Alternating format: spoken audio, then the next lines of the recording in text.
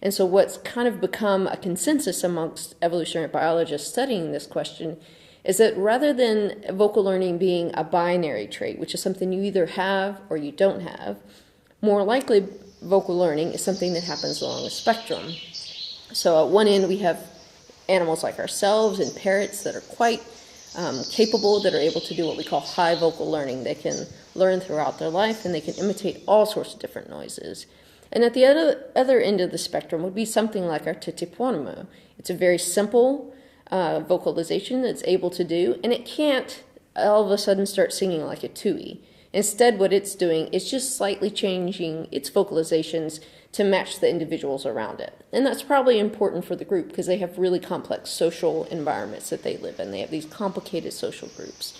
And so we've got things that are probably all across that spectrum rather than just a yes or no. And that's kind of where the state of it is right now. We're seeing more and more that it's probably a spectrum. So in recent years, our understanding of where and when the evolution of vocal learning occurred has changed quite a lot. And in the last decade, it's become more and more clear that although we used to think that vocal learning evolved in the northern hemisphere, it actually evolved in the southern hemisphere, in Gondwana land. So it evolved in Australia and New Zealand, Aotearoa, which is really interesting.